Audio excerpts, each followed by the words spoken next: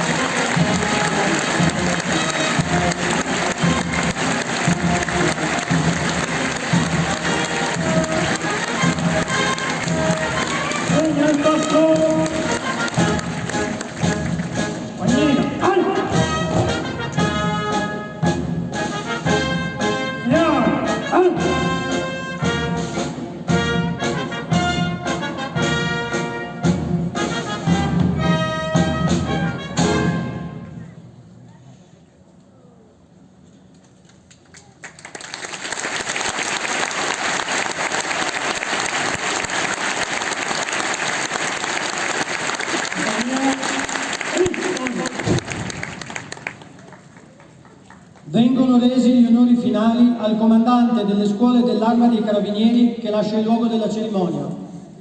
Compagnia, presentò, onori al comandante delle scuole dell'Arma dei Carabinieri.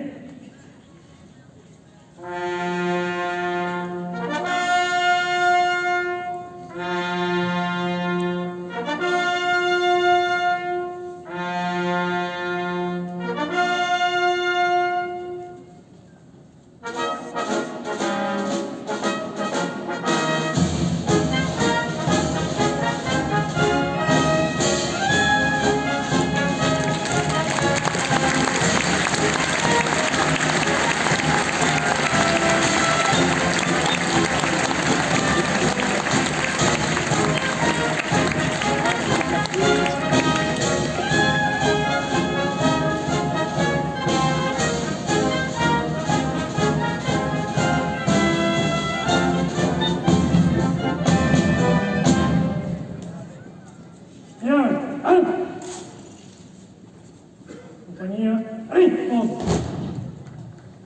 Compagnia, per le sciabole. Prima te, sciabole.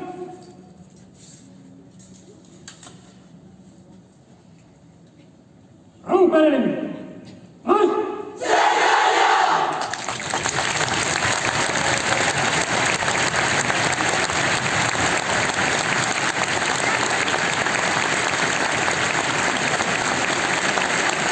La cerimonia è conclusa.